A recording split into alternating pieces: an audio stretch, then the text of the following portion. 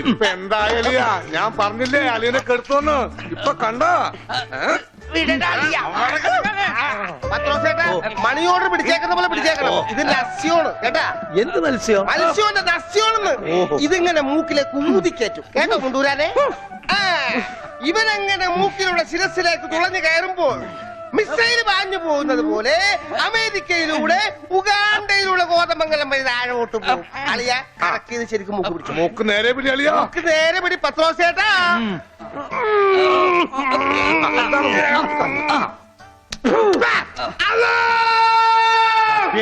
പാങ്ക് കൊടുക്കുന്നത് പിന്നെ ശിരസിൽ കയറിയ പള്ളി പണി അടിക്കാൻ പറ്റുവാണ്. അല്ലോ ഇരിക്കൂ, സമാധാനമായിരിക്കൂ. അതൊന്നും കേട്ട് പേടിക്കണ്ട, നസ്യം ചെയ്യുന്നതാണ്. സാധാരണ ഈ ഷോക്ക് ട്രീറ്റ്മെന്റ് കൊടുക്കുന്നതിന് പകരം ആയുർവേദത്തിലുള്ള ഒരു പ്രയോഗമാണ് നസ്യം. സ്മൃതിഭ്രംശം വന്നവർക്ക് അത് കൊടുത്താൽ കഴിഞ്ഞതൊക്കെ ഓർമ്മ വരുമെന്നാണ് ആചാര്യന്മാർ പറയുന്നത്. ഓർമ്മ വന്നു, ഓർമ്മ വന്നു. എനിക്കെല്ലാം ഓർമ്മ വന്നു. കഴിഞ്ഞ ജന്മത്തിൽ നടന്ന എല്ലാ സംഭവങ്ങളും എനിക്ക് ഒറ്റയടിക്ക് ഓർമ്മ വന്നു. ആ നസ്യം എന്റെ നോസിനേക്കാണ് ഊതി കയറ്റിയത്. ഇപ്പൊ ഞാൻ നസ്രാണി അല്ലച്ചോ, നോസ്രാണിയാണ്. എന്റെ കർത്താവേ, അയ്യോ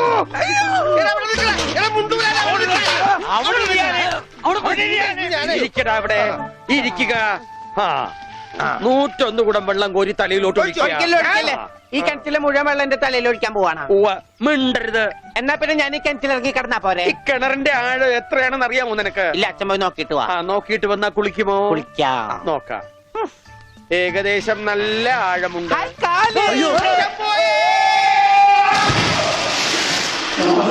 അച്ഛോ,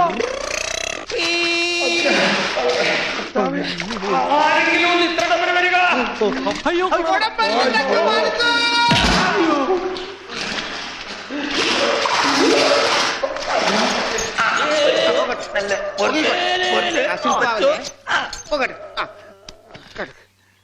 അനക്കല്ലേ ഈ മൺകിരിയുടെ തലേന്നൊന്ന് ഊരിക്കോട്ടെ. കുടത്തിന്റെ ബാക്കി അച്ഛൻ വിഴുങ്ങിയ. അച്ഛന്റെ വയറ്റിൽ ഇത്രക്ക് മത്സ്യസമ്പത്താ.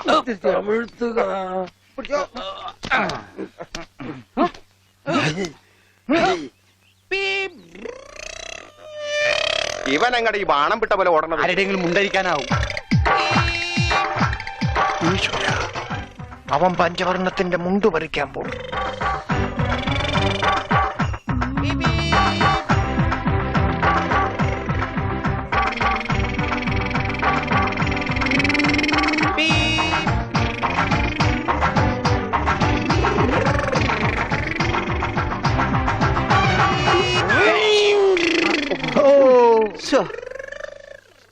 വെറുതെ കൊതിപ്പിച്ച്. അല്ലേലും ഇവനൊന്നും ആവശ്യത്തിന് ഉപകരിക്കില്ല.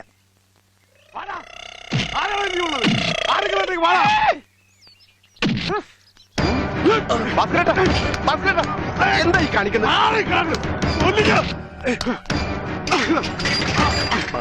നമുക്ക് കോംപ്രമൈസ് ഇല്ല. അടിയിൽ ഒരു കോംപ്രമൈസ് ഇല്ല. കാണിച്ചതാ. ഈ വര കടന്നു വന്നവരാരും അമ്മയെ കണ്ട് മരിച്ചിട്ടുള്ളതാ. ഈ റൗഡി ഭാസ്കര പുലിയാടാ, പുലി. ഭാസ്കരൻ മുണ്ട് മടക്കി കുത്തിയിട്ടുണ്ടെങ്കിൽ ഇവിടെ ചോരപ്പുഴ ഒഴുകൂടാ.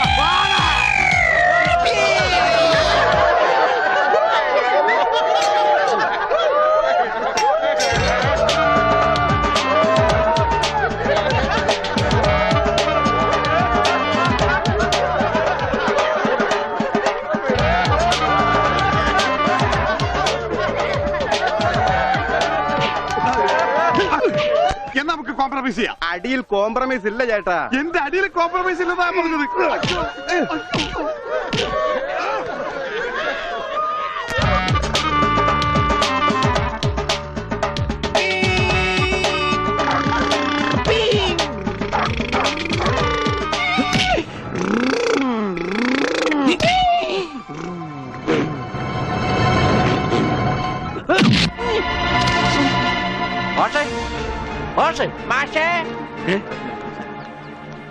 എന്താണ് അച്ഛാ ഇത് കണ്ട?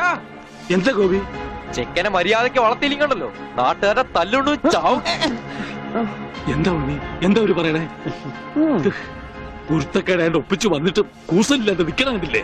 നാട്ടുകാർക്ക് മുണ്ടെടുത്തോണ്ട് നടക്കാൻ പറ്റില്ല വെച്ചാ ഇവിടെ മനുഷ്യർക്ക് നാണോ മാനായിട്ട് ജീവിക്കണം. ഇവനെ പിടിച്ചു പോലെ ചങ്ങലേനും ഞാനിത് എങ്ങനെയാണോ സഹിക്കുക? ഈ വീടിന്റെ മുറ്റത്ത് വന്നിരുന്ന ഒരുത്തർ ഇത്ര കർക്കശമായിട്ട് സംസാരിച്ചിട്ടില്ല. അപ്പൊ സ്വന്തം മോനെ നാട്ടുകാർ കരുതി പിടിച്ച് തള്ളുകയെന്ന് വെച്ചാൽ ഹായ് ആഴെത്ര ഉണ്ട് അച്ഛാ? ഉണ്ണി അച്ഛനെ കരുതി തള്ളിയിട്ടു. ഉവ്വ.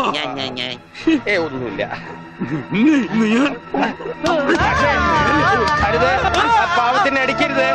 പറയുന്നത് കേൾക്കൂ, അടിക്കരുത്.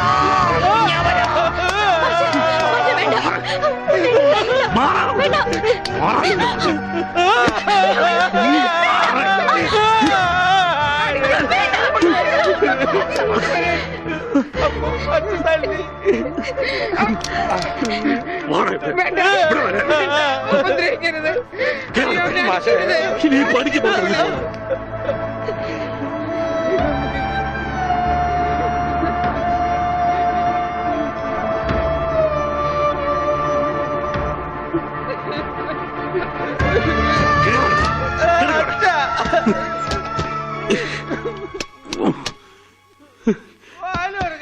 വേണ്ടായിരുന്നു, ഇവനെ കണ്ടു കിട്ടണ്ടായിരുന്നു.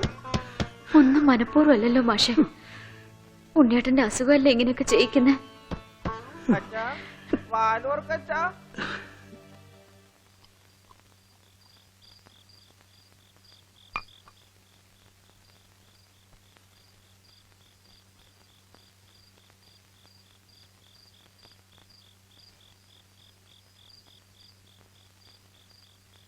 എന്തിനാ ഇങ്ങോട്ട് പോന്നേ?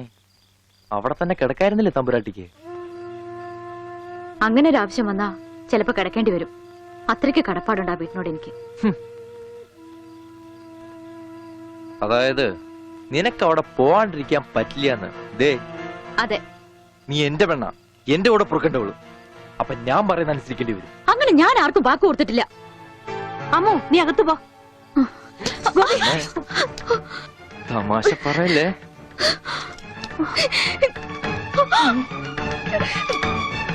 നീ എന്റെ പെണ്ണാണെന്നുള്ളത് നാട്ടുകാരെ അറിയിക്കേണ്ട കാര്യം എനിക്കില്ല. എന്നാലും നാട്ടുകാർ കാണുക എനിക്ക് താലി കെട്ടണം. അതിന് എന്നെ കൊണ്ടായില്ലെങ്കിൽ ചാവണതാ ഭേദം, അല്ലെങ്കിൽ നിന്നെ കൊല്ലണം.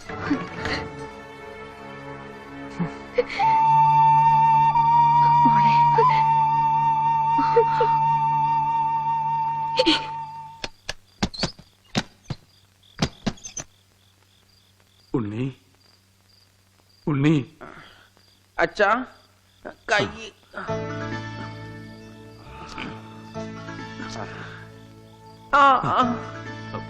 അച്ഛൻ തല്ലിയത് മോന് വല്ലാതെ നൊന്തോ?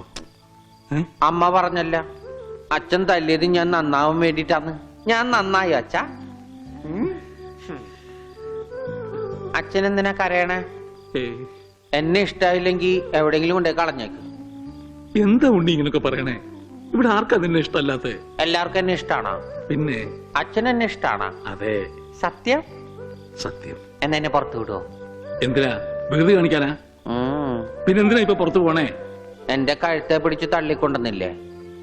ആര്? ഗോപിക്കുട്ടനോ? ആ, ആ, അവന്റെ മുണ്ട എനിക്ക് പറിക്കണം. എന്നെ അനുഗ്രഹിക്കൂ അച്ഛാ. എന്നെ പുറത്തു വിടൂ, പുറത്തു വിടൂ അച്ഛാ. ഗോപിക്കുട്ടരെ ശരിയാക്കണം.